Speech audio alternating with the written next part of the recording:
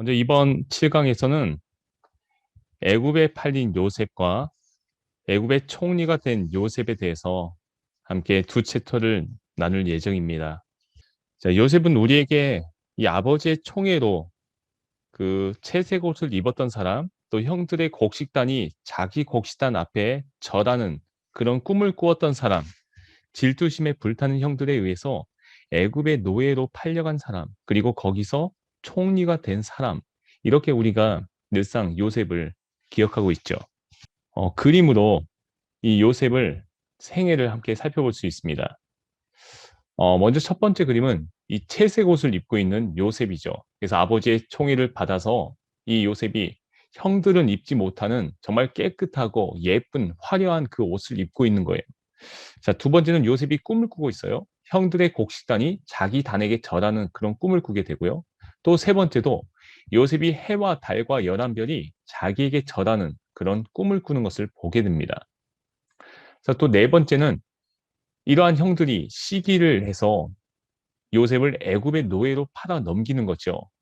그리고 노예가 된 요셉은 보디발의 집에 팔려가게 되고 그 아내의 유혹으로부터 도망치게 됩니다. 자, 그리고 여섯 번째는 요셉이 결국에 아내의 모략에 의해서 감옥에 갇히게 되고 그 감옥에서 꿈을 해몽하는 거죠. 자, 그리고 감옥에서 나온 요셉은 애굽 총리가 되어서 곡식을 비축하는 계획을 주도하게 됨으로써 그 흉년으로부터 이 애굽을 지키게 됩니다. 자, 그리고 여덟 번째는 이 요셉이 드디어 형들을 만나게 되고요. 그 형들을 용서하는 거지요.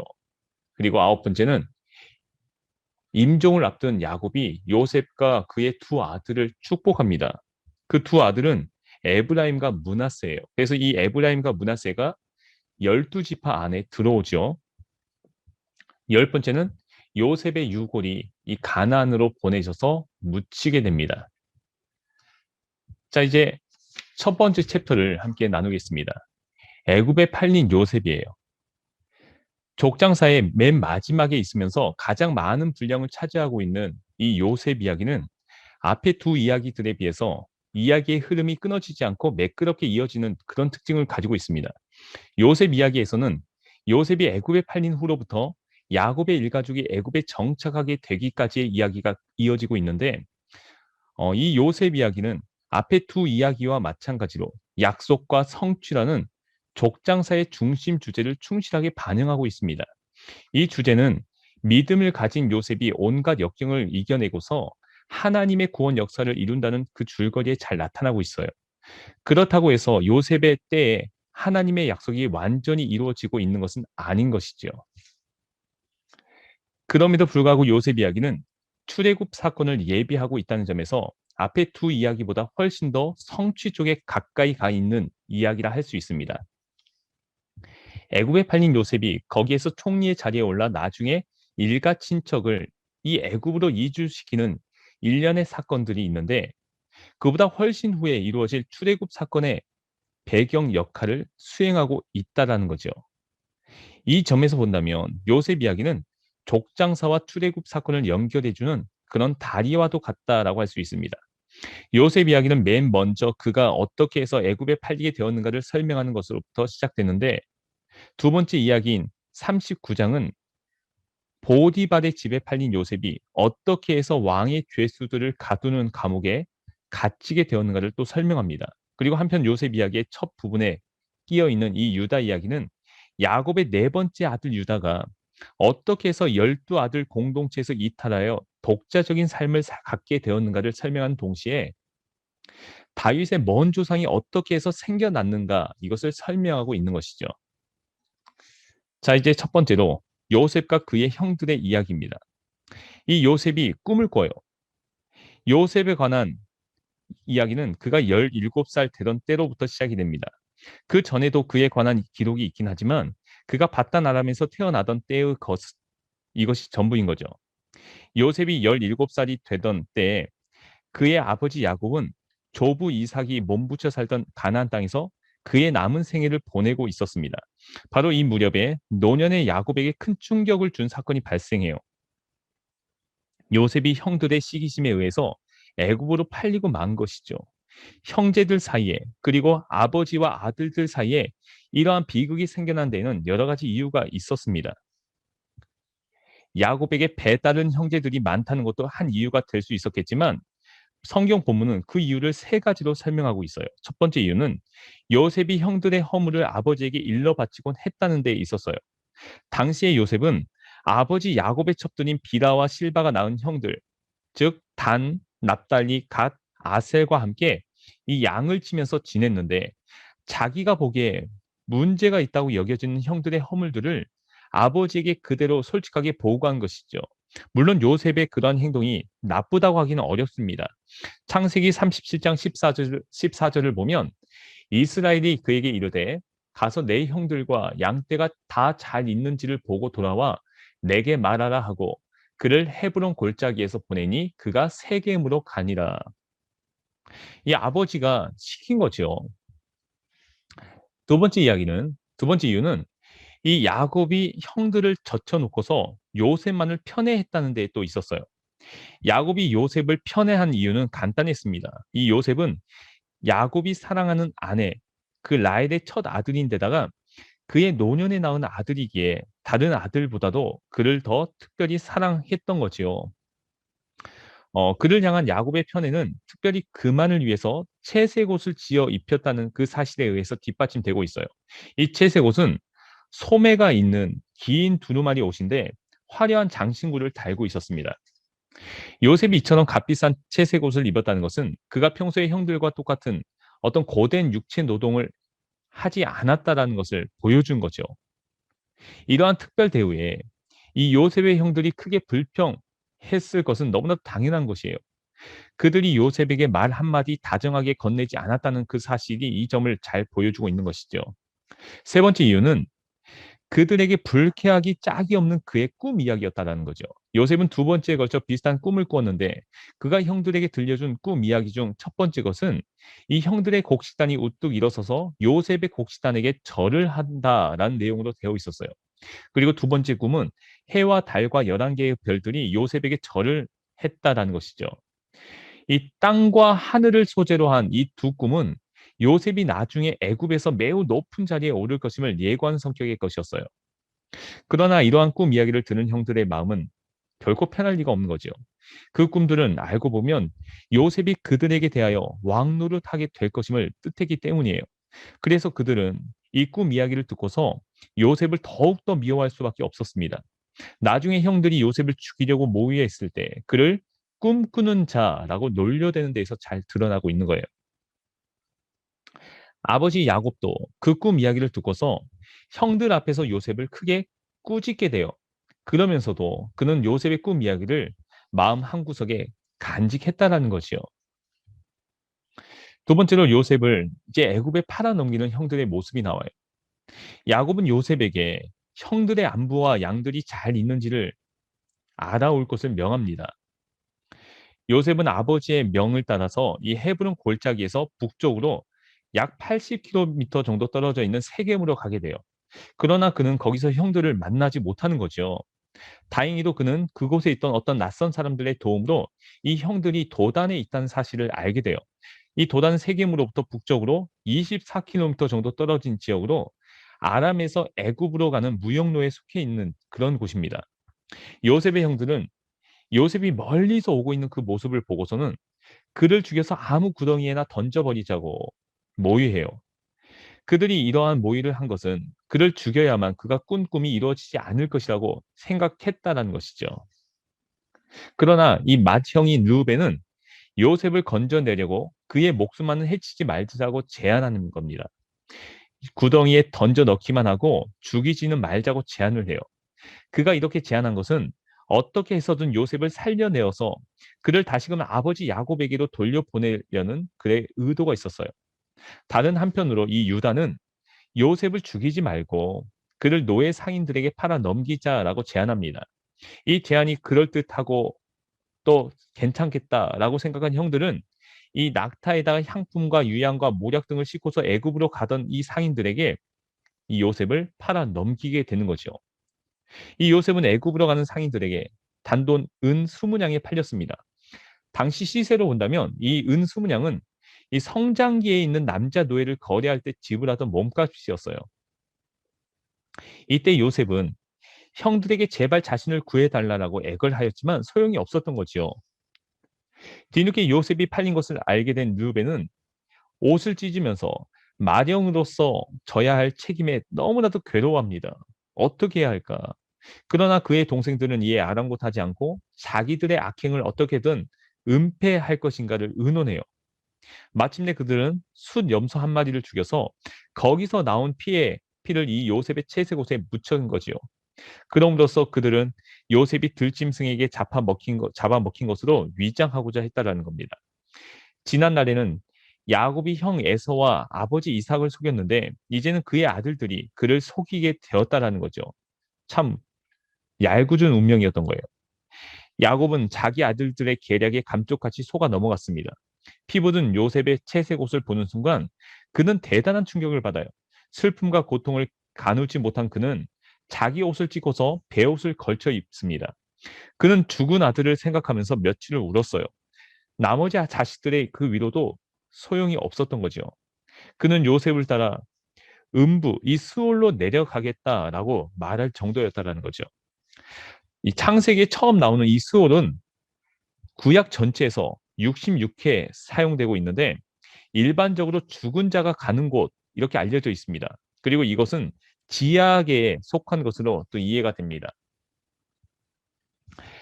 한편 애굽으로 가는 상인들에게 팔린 요셉은 애굽에서 다시 바로의 신하요 경호 대장으로 있던 이 보디발에게 팔려 넘어갔습니다. 요셉이 보디발에게 팔려갔다는 이 구절은 39장을 예비하는 성격을 갖습니다. 창세기 저자가 이처럼 37장 마지막에 이 요셉이 보디발에게 팔려갔다는 사실을 소개한 것에는 나름대로 어떤 이유가 있었어요. 그것은 37장에 이어서 나타나는 이 38장의 유다 이야기가 요셉 이야기의 흐름을 끊고 있기 때문인 거죠. 그래서 어떤 형식으로든 39장으로 이어지는 이야기의 흐름을 암시할 필요가 있었다라는 겁니다. 자, 이제 두 번째로 갑자기 요셉 이야기의 중간에 생뚱맞게 이 유다와 다말 이야기가 등장을 해요. 왜 이 이야기가 나올까? 자, 여기에 유다의 세 아들과 다말이 나옵니다.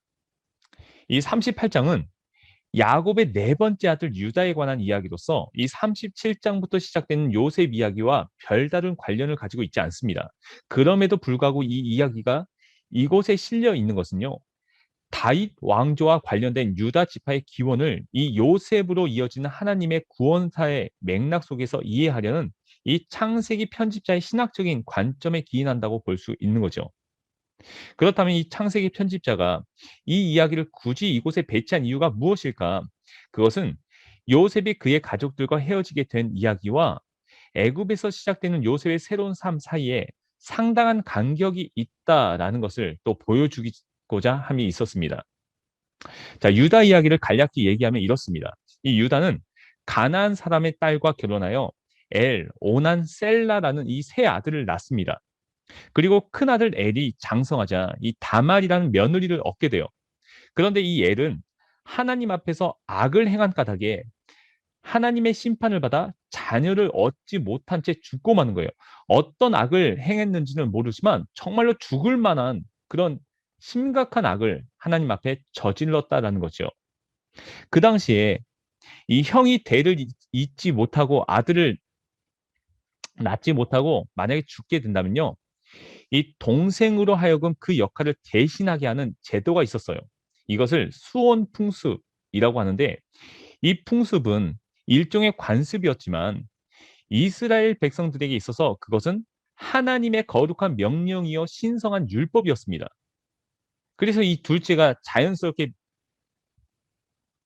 형의 아내였던 이 다말과 합하게 되는 거죠. 그런데 이 둘째는 이 관습대로 어쩔 수 없이 결혼했지만 어차피 내가 아들을 낳아도 이 아이가 내 아이가 아니다라는 것을 알고 있었기에 그는 아이 낳기를 원치 않았습니다. 그렇게 해서 이 하나님의 뜻을 결국에 어기게 되고요. 이 오난도 죽게 되는 거죠. 그냥 겉으로 보면 이 며느리의 삶이 참 기거하다라고 우리가 이렇게 볼 수 있겠죠. 유다도 그렇게 생각을 했을 겁니다. 참 내 며느리 참 기거하구나. 그래서 이에 유다는 이 셋째도 자연스럽게 장자인 이 애를 대신해서 이 다말과 짝을 지어야 했었어요. 근데 다행스럽게 이 셋째는 좀 어렸던 거죠. 그래서 이 유다는 셋째까지 죽일 수 없다라고 생각하고 아직 우리 셋째가 어리다. 이렇게 핑계를 대면서 며느리로 하여금 잠시 동안 이 아이가 클 때까지만 처갓댁에 있어라. 거기서 지내라 라고 합니다. 그렇게 시간이 쭉 흘러가요. 그러다가 어느덧 이 아내가 죽게 됩니다. 그리고 이제 상을 치르는데 이때 이제 시아버지의 동선을 이 며느리가 파악을 해버리는 거예요. 왜 아직도 소식이 없을까? 이러면서 파악을 하는 거죠. 그러다가 이 며느리는 과부의 옷을 벗고요. 신전창기, 그러니까 창녀예요. 창녀로 위장하고 결국에 시아버지 유다와 관계를 맺게 됩니다. 그리고 아이를 임신하게 돼버리는 거예요. 나중에 쌍둥이를 낳게 되었는데 이 쌍둥이의 이름이 세라와 베레스라는 거죠. 그리고 이 베레스가 누구냐? 바로 다윗의 조상이 돼요. 베레스의 후손 중에 다윗이 탄생하게 됩니다.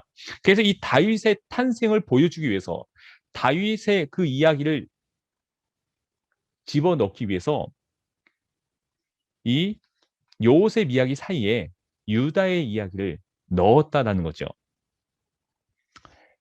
자, 세 번째로 유혹을 이겨내는 요셉을 만나게 됩니다. 자, 요셉이 보디발의 집에 팔려요.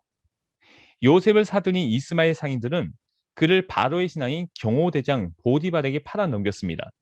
이로써 애굽에서의 요셉의 삶이 시작되었는데 그의 삶은 어떻게 보면 이 슬픔과 고통에 가득 찬 것이었어요.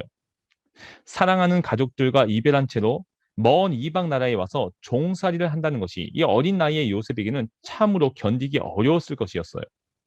그러나 무엇보다도 중요했던 것은 이 외로움에 처한 요셉을 하나님께서 고아와 같이 버려두지 않으셨다라는 것이죠. 네 차례에 걸쳐 반복되고 있는 여호와께서 요셉과 함께 하셨다라는 이 표현이 그 점을 잘 보여준다라는 겁니다. 요셉이 보디발의 집에 있을 때 그러했고요. 그가 감옥에 갇혀 있을 때도 그러했습니다. 요셉의 주인이었던 보디발은 이 요셉의 삶이 갖는 이러한 특징을 금방 알게 되었어요. 요셉의 하나님이 늘 그와 함께 있어서 그가 하는 일마다 잘 되도록 돌보셨다라는 사실을 알게 된 거죠. 이에 그는 지체하지 않고 그를 자기 집의 총무로 삼게 됩니다. 집안 일과 재산을 모두 요셉에게 맡겨서 관리하게 한 것이에요. 이로써 요셉은 비록 종의 신분이었음에도 불구하고 보디발에게 있어서 신복 중의 신복이 된 것이에요. 그가 감옥에 있을 때에도 마찬가지였어요. 감옥 사무를 주관하는 간수장은 그에게 감옥 행정과 관련된 모든 일들을 위임할 정도였기 때문이죠. 이제 하나님의 복은 요셉이 거주하는 집에까지 미쳤습니다. 요셉이 보디발의 집안의 모든 일을 주관하게 되자 이 하나님은 그의 집에도 복을 주셨던 것이에요. 그 결과 그의 집안에 있는 것이든지 밭에 있는 것이든지 보디발이 가진 모든 것에 하나님의 복이 미쳤다라는 것이요. 마침내 보디발은 자기의 먹을거리를 빼놓고는 아무것도 간섭하지 않을 정도로 요셉을 절대적으로 신뢰하게 이르게 됩니다. 보디발이 먹을거리에 대해서만큼은 이 요셉에게 권한을 위임하지 않은 것에는 나름대로의 어떤 이유가 있었습니다. 그것은 이 애굽 사람들이 히브리 사람들과 음식을 함께 먹으면 부정하게 된다라는 이런 생각이 있었기 때문이에요. 여러분, 이것을 보면서 우리가 한번 생각해 봐야 되는 거죠. 하나님의 사람들이 서 있는 그곳마다 하나님께서 복을 내렸다라는 거죠. 축복했다라는 겁니다. 우리가 서 있는 그곳마다, 우리가 가는 그곳마다 하나님께서 함께 하시고 그곳을 만져주시고 그곳을 변화시켜 주신다라는 거죠. 우리는 하나님의 도구로서 우리가 살아가는 그 모든 곳에서 쓰임을 받게 되는 거지요. 우리를 통해서 하나님을 드러내시는 겁니다. 우리는 하나님의 일하심의 증거다라고 제가 예전에 설교에서도 얘기를 했었잖아요. 그래서 우리는요, 매일마다 살아가면서 이러한 고백을 하면서 살아가야 되는 거예요. 하나님, 오늘 또 제가 서 있는 그곳마다 하나님께서 임재하여 주시고 하나님께서 보여주십시오. 저를 통해서 하나님의 일하심을 나타내 주십시오. 제가 서 있는 곳곳마다 축복하여 주시고 만져주시고 그곳이 온전히 변화되게 해 주십시오. 그곳의 사람들이 회복되게 해 주십시오라고 늘상 우리가 기도하는 마음으로 고백하는 마음으로 결단하는 마음으로 그렇게 살아가야 한다는 거죠. 자, 이제 요셉이 감옥에 갇히게 돼요. 요셉이 보디발의 집안에 이 가정 총무가 된 지 얼마 되지 않아서 이 보디발의 아내가 요셉에게 눈짓을 하며 그를 유혹했습니다. 그러나 요셉은 과감하게 그 유혹을 뿌리친 거예요. 그 이유는 간단했어요. 왜냐하면 주인에 대한 신뢰를 이 배반하지 않겠다라는 그런 이유가 있었던 거죠. 그리고 그의 결심은 정말로 확고했어요. 물론 그 거절의 결과가 어떠할 것인지에 대해서 그는 또 잘 알고 있었을 것이에요. 그럼에도 불구하고 그는 주인이 자기에게 집안의 모든 일들을 다 맡기고 아무런 간섭도 하지 않았지만 주인의 마님만큼은 자기 마음대로 할 수 없다는 것을 분명하게 밝혔던 것이죠. 그러나 보다 더 큰 두 번째 이유는 하나님의 뜻을 거스르는 나쁜 죄를 지을 수 없다라는 자신의 신앙에서였습니다. 간음은 이스라엘의 율법이 줄기차게 금하고 있는 중대한 범죄 행위였다는 거죠. 그것은 돌에 맞아 죽어 마땅한 중죄였어요. 요셉이 이처럼 단호하게 거절했는데도 이 주인 마님은 포기하지 않고서 날마다 요셉을 유혹했습니다. 그러나 그는 끝까지 타협하지 않았습니다. 하루는 이 요셉이 할 일이 있어서 집 안으로 들어갔는데 마침 집안에는 이 종들이 한 사람도 없었던 것이에요. 그때 주인 마님은 이 요셉의 옷을 붙잡고서 그를 유혹하는 거죠. 그녀는 다시금 요셉에게 동침을 강요했습니다. 그래도 안 되니까 이 요셉의 옷을 붙잡고서 그를 유혹하는 거예요.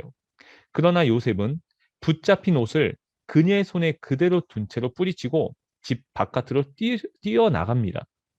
요셉이 이처럼 강경하게 거절하는 바람에 이 주인 마님은 자신의 자존심이 크게 구겨졌다라고 생각하는 거죠. 그녀의 증오심은 1차적으로 자기 집안에 있는 종들에게 표출되었습니다. 그는 종들을 불러 이 요셉이 자기를 겁탈하려고 하였으나 자기가 소리를 질렀더니 그가 두려워서 도망쳤다라고 그를 모함해요. 그리고는 이 요셉에게서 빼앗은 옷으로 그 증거를 삼습니다. 이것은 요셉이 입었던 옷이 그에 관한 거짓된 보고를 하는데 사용된 두 번째 경우의 것이었습니다. 뿐만 아니라 이 그녀는 저녁에 주인이 돌아오자 종들에게 한 것과 똑같은 방법으로 이 요셉을 모함합니다.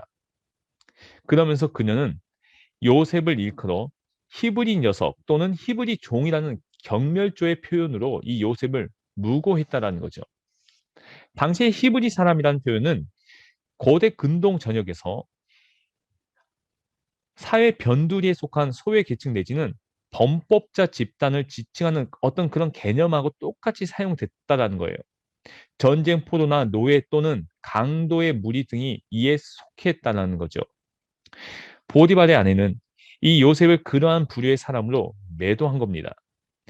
요셉이 자기 아내에게 행패를 부렸다 이 말을 전해 들은 보디발은 너무나도 화가 치밀어 올라서 그것을 참지 못하고 당장 요셉을 잡아들여 그를 감옥에 가두고 맙니다. 그 감옥은 이 보디발의 집에 있는 것인데 왕의 죄수들을 가두어 두는 곳이었어요. 노예가 상품처럼 취급당하던 당시의 어떤 사회 간섭에 비춰볼 때 그는 특별 취급을 받았다라는 거죠. 여러분 우리가 이것을 보면서 보이는 것과 보이지 않는 것 이것을 생각을 해봐야 되는 거죠. 보이는 것은 뭡니까? 당장 내 눈앞에 보이는 현실인 거죠. 내가 보디발의 아내의 그 유혹에 넘어가게 되면 정말 나에게는 어마어마한 것들이 생길 수 있게 되겠죠. 또 사랑도 많이 받겠죠. 보이지 않는 것은 뭡니까? 하나님을 향한 나의 신앙이에요. 나의 믿음이에요. 하나님의 만지심이고 하나님의 이끄심입니다. 요셉은 보이지 않는 것에 자신의 마음을 뒀다라는 거죠. 즉 나의 신앙, 하나님을 향한 그 믿음, 하나님의 그 계획에 자신의 모든 것을 바쳤다라는 겁니다. 여러분 그리스도인인 우리들도 똑같지 않습니까? 세상에 보이는 것에 급급하며 살아가는 것이 아니라 보이지 않는 하나님의 형상, 하나님의 그 모습, 하나님의 그 이끄심, 하나님의 그 만지심, 하나님의 그 계획을 우리를 향한 그 비전을 우리가 바라보며 오늘도 이 세상의 모든 것들을 감당하며 살아가고 있지는 않습니까?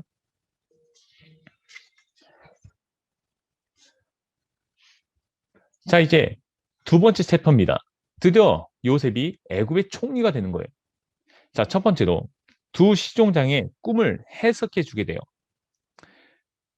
40장은 처음부터 끝까지 꿈 이야기가 중심을 이루고 있습니다.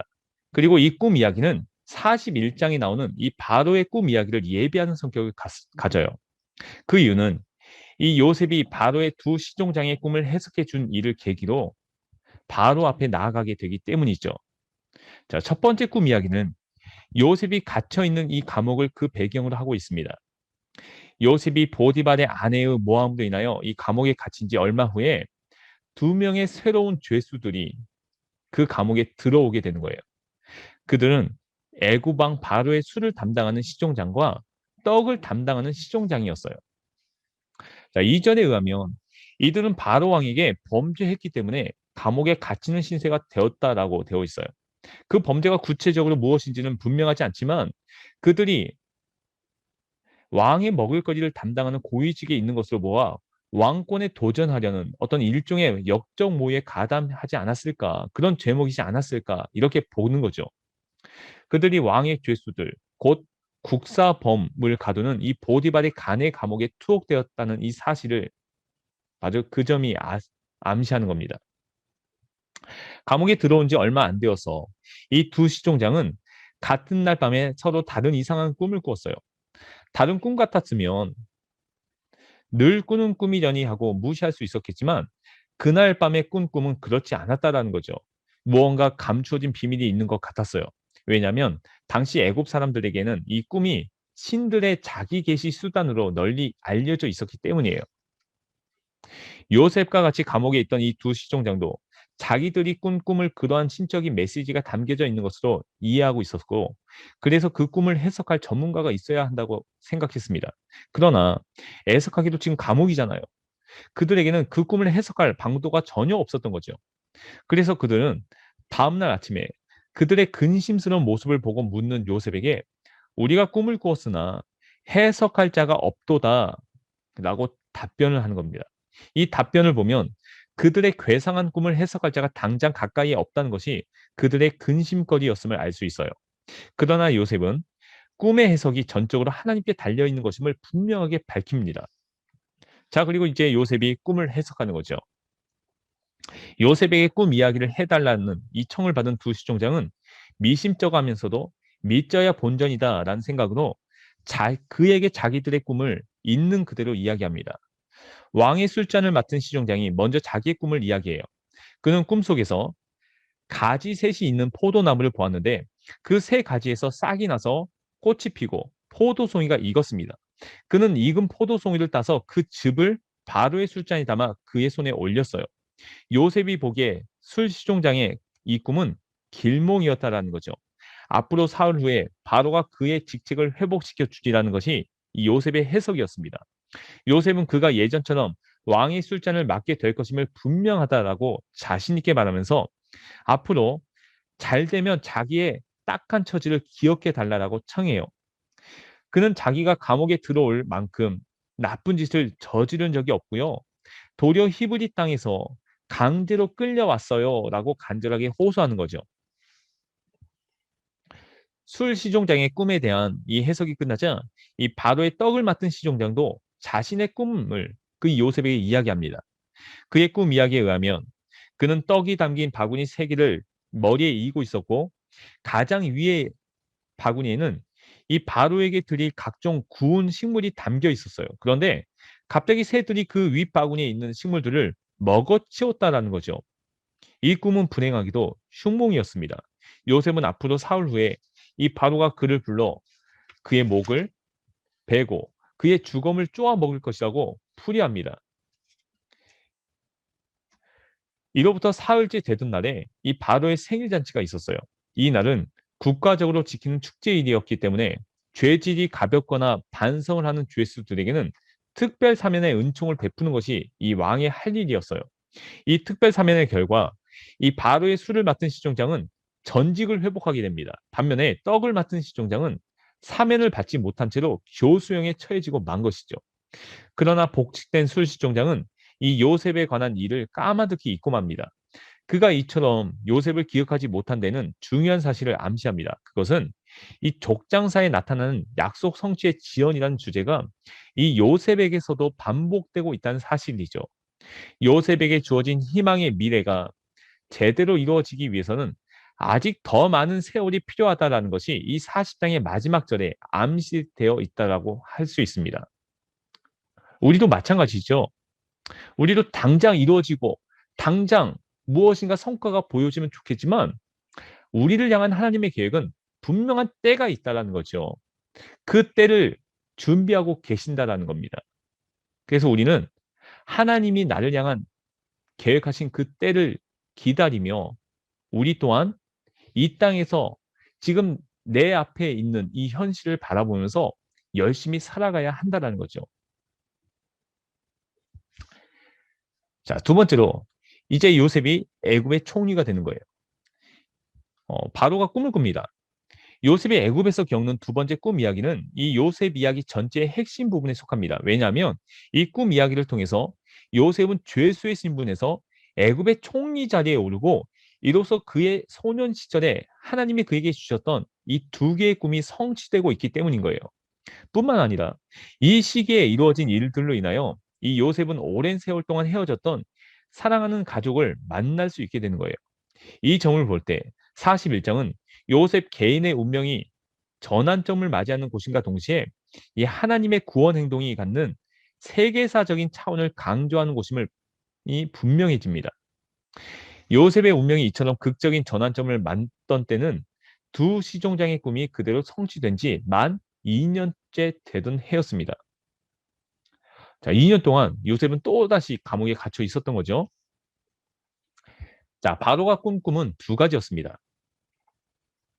그 하나는 7마리의 암소에 관한 것이었고 다른 하나는 7개의 이삭에 관한 것이었어요. 이 두 가지의 공통점은 암소나 이삭이 애굽의 경제 생활과 밀접한 관계를 가지고 있는 것들이란 점입니다. 바로는 첫 번째 꿈에서 튼튼하고 살찐 7마리의 암소가 흉측하고 야윈 다른 암소 7마리에게 잡아먹히는 그런 기이한 광경을 보게 돼요. 잠시 후에 다시 꾼 이 두 번째 꿈에서도 토실토실하고 잘 여문 이 7 이삭이 동풍의 마른 7 이삭에게 삼키우는 희한한 일이 벌어져요. 아침에 잠에서 깬 바로는 이처럼 기이한 꿈의 내용으로 인하여 마음이 편치 못했던 겁니다. 그래서 그는 당장의 애굽의 술사들과 이 박사들을 모두 왕궁으로 불러들여요. 그러나 아무도 그것을 올바로 해석해 주지 못했다라는 거죠. 드디어 요셉이 이 바로의 꿈을 해석하게 됩니다. 아무도 바로의 꿈을 해석하지 못하던 그때에 술시종장은 2년 전에 자신이 감옥에서 경험했던 일을 생각해 내게 됩니다. 그리하여 그는 한동안 잊고 있었던 요셉을 기억에 되살렸습니다. 그는 요셉에게 은혜를 갚는 한편 이 바로의 신임을 얻고자 요셉을 바로에게 추천해요. 요셉이 꿈을 해석해 준 대로 자기는 복직이 되었고 떡 시종장은 처형되었다라는 것을 그대로 말했던 거죠. 술 시종장의 이야기를 들은 바로는 당장 요셉을 불러오게 합니다. 감옥에 있던 요셉은 수염을 깎고 옷을 갈아입고서 바로에게 나아갑니다. 그가 수염을 깎은 것은 이 본래 애굽 사람들이 항상 수염을 깎은 채로 생활했기 때문이에요. 창세기 41장 15절에 보니까 이 바로가 요셉에게 이르되 내가 한 꿈을 꾸었으나 그것을 해석하는 자가 없더니 들은즉 너는 꿈을 들으면 능히 푼다 하더라. 이 바로의 경우 해석자가 없다는 말은 이미 애굽에 있는 해석자들을 다 동원해 보았지만 아무 소용이 없었다라는 것을 뜻합니다. 이에 요셉은 이 바로에게 꿈을 해석할 능력이 자기에게는 전혀 없음을 분명하게 밝혔습니다.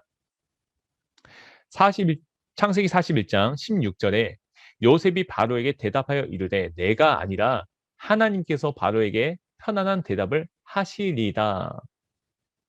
자, 이것은 점술이나 주술 같은 인간적인 방법에 의해서는 이 하나님의 거룩한 뜻을 알 수 없다는 이 요셉의 신앙 고백이나 다름이 없었던 거죠. 요셉의 답변을 들은 바로는 반신반의하는 태도로 그에게 자기가 꾼 두 개의 꿈을 그대로 설명해 줍니다. 바로의 그 꿈 이야기를 들은 요셉은 즉시 그 두 꿈이 동일한 메시지를 가지고 있다고 바로에게 말을 합니다. 요셉의 설명을 듣게 되면 이 바로가 본 7마리의 살찐 암소와 7개의 잘 여문 이삭은 7년 동안의 풍년을 뜻하는 거죠. 그리고 7마리의 야윈 염소와 7개의 마른 이삭은 7년 동안의 흉년을 뜻하는 겁니다. 이와 아울러 그는 7년 동안의 흉년이 든 다음에 그 풍년을 도무지 기억하지 못하게 할 정도의 극심한 흉년이 들 것임을 강조해요. 요셉이 바로에게 제안한 이 해결 방안은 크게 두 가지로 요약할 수 있습니다. 그 첫 번째는 속히 명철하고 슬기로운 사람을 책임자로 세워서 애굽 땅을 다스리게 해야 한다라는 것이에요. 두 번째로 그는 전국의 정직하고 의로운 관리들을 임명하여 풍년이 계속되는 7년 동안 애굽 땅에서 나오는 수확물의 5분의 1을 해마다 거두어들여 각 성읍에 그것을 잘 저장할 것을 제안합니다. 그렇게 해야만 그 후에 있을 극심한 7년간의 흉년을 잘 예방할 수 있다는 것이 요셉의 설명이었어요. 자, 요셉의 설명을 듣고 난 직후에 이 바로는 그의 꿈 해석이 나무랄 데 없이 정확하다는 판단을 내립니다. 아울러 그는 요셉이야말로 앞으로 닥칠 국가적인 재난을 가장 효율적으로 관리할 수 있는 가장 적합한 인물이라고 판단을 하게 돼요. 그가 그렇게 판단한 데에는 두 가지가 있었습니다. 하나는 그가 애굽의 전문가들조차도 풀지 못한 이 어려운 꿈을 완벽하게 해석했다 이것에 있었고, 다른 하나는 그가 앞으로 닥쳐올 재난에 대해서 매우 타당한 해결 방안을 가지고 있다는 데 있었습니다. 창세기 41장 38절에 보니까 바로가 그의 신하들에게 이르되 이와 같이 하나님의 영에 감동된 사람을 우리가 어찌 찾을 수 있으리요 하고, 자, 그리하여 마침내 이 바로는 애굽 역사상 유례가 없는 파격적인 인사를 단행하게 돼요. 요셉을 총리직에 임명함으로써 그에게 국가 통치의 정권을 위임했다는 것이죠. 자, 창세기 41장 41절부터 45절이 그 위임식입니다. 바로가 또 요셉에게 이르되 내가 너를 애굽 온 땅의 총리가 되게 하노라 하고 자기의 인장 반지를 빼어 요셉의 손에 끼우고 그에게 세마포 옷을 입히고 금 사슬을 목에 걸고 자기에게 있는 버금 수레에 그를 태우매 무리가 그의 앞에서 소리 지르기를 엎드리라 하더라. 바로가 그에게 애굽 전국을 총리로 다스리게 하였더라. 바로가 요셉에게 이르되 나는 바로라. 애굽 온 땅에서 내 허락이 없이는 수족을 놀릴 자가 없으리라 하고, 그가 요셉의 이름을 사브낫 바네아라고 하고 또 온의 제사장 보디베라의 딸 아스낫을 그에게 주어 아내로 삼게 하니라. 요셉이 나가 애굽 온 땅을 순찰하니라. 대단히 파격적인 그런 인사를 감행한 거죠. 자, 이렇게 해서 요셉은 그의 허락 없이는 어느 누구도 손발 하나 까딱할 수 없는 절대적인 통치권을 갖게 되는 겁니다. 바로가 그보다 높은 것은 그가 단지 왕자에 앉아 있다는 것 뿐이었다는 거죠. 이때 그의 나이 30이었습니다. 그가 애굽의 종으로 팔린 때가 17살이었으니까 그동안 13년의 세월이 흐른 거죠. 바로는 이방 사람을, 그것도 노예와 죄수의 신분을 갖고 있던 사람을 이 총리로 임명했던 까닭에 이방인을 배척하는 애굽 사람들의 정서를 고려하지 않으면 안 되었습니다. 그리하여 그는 이 요셉의 총리권에 합법성을 부여하려는 목적으로 두 가지의 추가 조치를 취했다라는 거죠.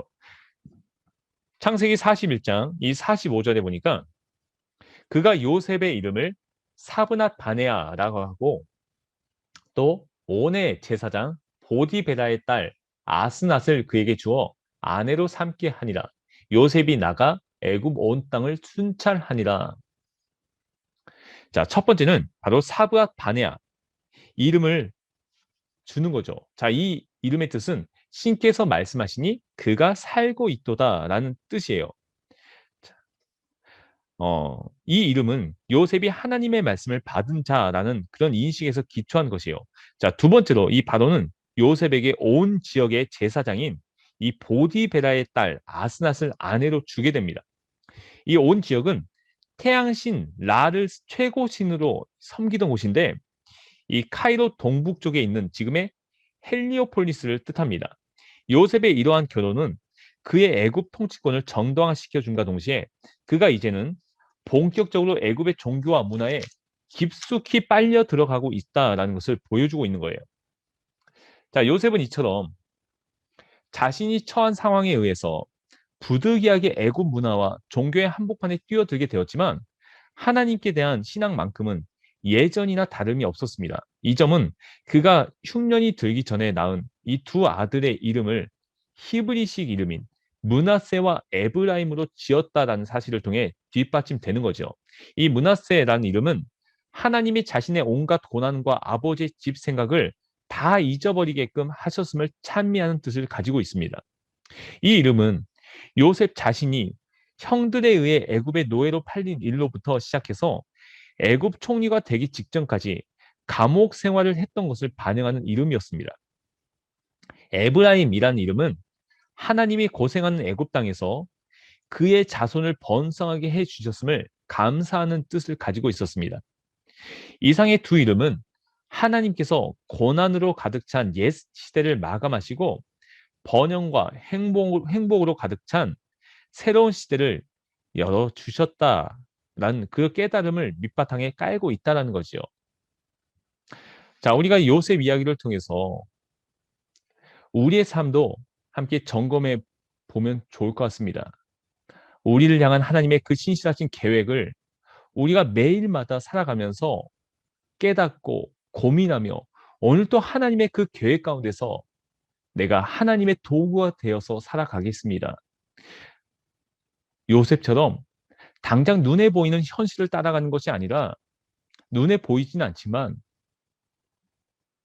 우리를 향한 하나님의 그 뜻과 그 계획과 또한 우리를 향한 그 비전을 참된 소망을 바라보며 우리가 오늘도 세상의 승리자로 하나님과 동행하며 살아가겠습니다라고 늘상 고백하며 살아가는 그런 우리의 신앙, 우리의 믿음이 되어야 하겠지요. 자, 오늘 이렇게 해서 7강을 마치겠고요. 다음 주에 8강으로 우리 다시 함께 만나도록 하겠습니다.